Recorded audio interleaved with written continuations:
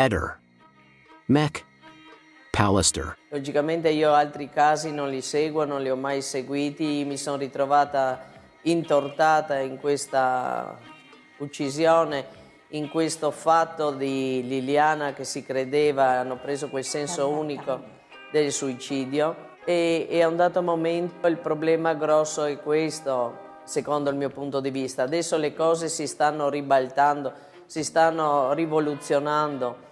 Voglio fare giusto un accenno per quanto riguarda tutto questo caos che è successo in questi giorni con il tecnico che ha espresso molto bene, anche virgolettato, su un quotidiano locale, dove ha espresso tutto quello che ha fatto al povero corpo di Liliana. Infatti una cosa che mi ha infastidito tremendamente nel titolo, quando dice io ho rotto la vertebra di Lilli. Lilli chi?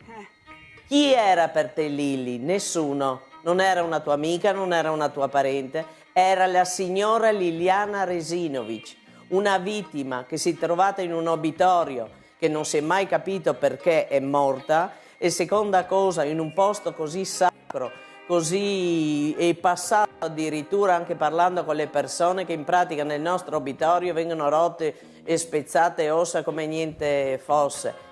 Poi purtroppo io non lo so, mi auguro che la procura, logicamente non sta certo a me chiarire il fatto di tutti questi filmini che sono stati esposti su vari canali YouTube e altre cose del web.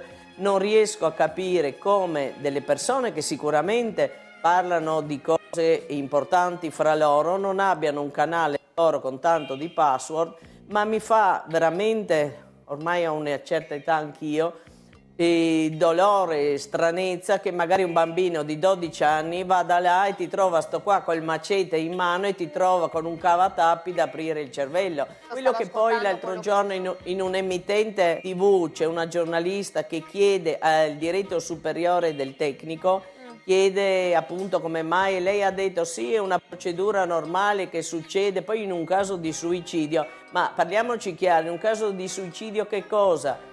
Allora innanzitutto non sai se quel suicidio, come loro hanno detto, voglio chiarire che il fascicolo era già aperto per sequestro di persona, non per suicidio.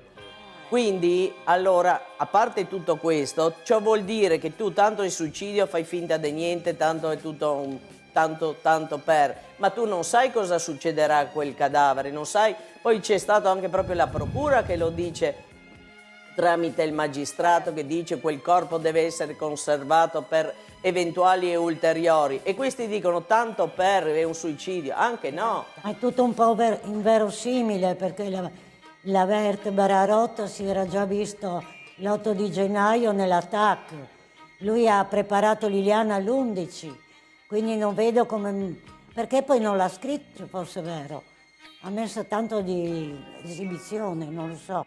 Se non peggio. Volevo dire questo, no? Che giustamente o ingiustamente, io sicuramente su questo non mi esprimo perché non è la mia materia in assoluto, però quello che voglio dire è che appunto, nella radiologia il professore che ha eseguito questo attacco non emerge appunto, non ha scritto o non ha visto, e per l'amor del cielo io non lo so questa frattura della vertebra T2.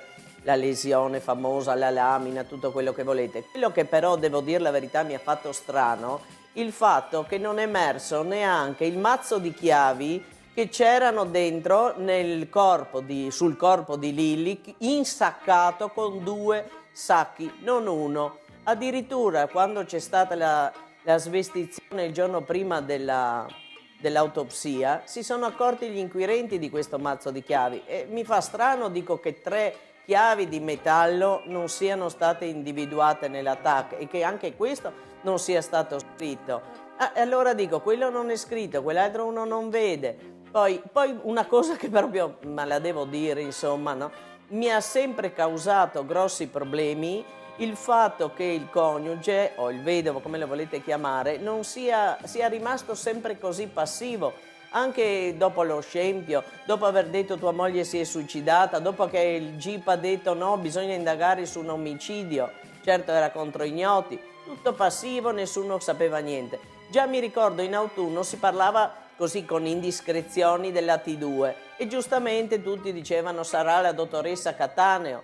Adesso stiamo quasi, mi sembra di capire, screditando tutto il lavoro così certosino della dottoressa Cattaneo, considerata prima di questa consulenza il luminare dei luminari, ma poi screditiamo un professor Fineschi, un professor De Rico. Adesso io non voglio infierire su nessuno e non mi permetto di giudicare nessuno, però se devo proprio scegliere tra uno che fa filmini TikTok o 3 professori con 50 lauree o quante ne hanno in specializzazione di medicina legali, insomma ci penserei, ma poi dico no, tutto sto casino per fare con la T2, ma primo basta prendere il disco dell'attacco e se lo riguardano tutti quanti. Poi credo che la stessa difesa del coniuge può anche, o poteva, perché io non so se la procura chiamerà, perché sicuramente sarà più facile che la procura parli direttamente con la dottoressa Cattaneo, non col tecnico.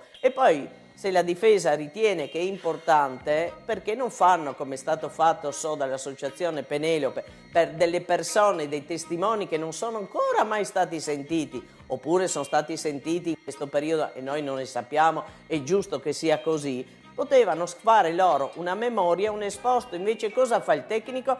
Prima va alla stampa, dichiara tutto quello che dichiara, poi prima dice sarò chiamato, dopo non sarò chiamato, dopo dice ho fatto un esposto e soprattutto, sempre letto dai giornali, non certo parole mie, il suo superiore dice lo consiglio di rivolgersi ai consulenti del signor Visentin. Ma dico, e Sergio chi è?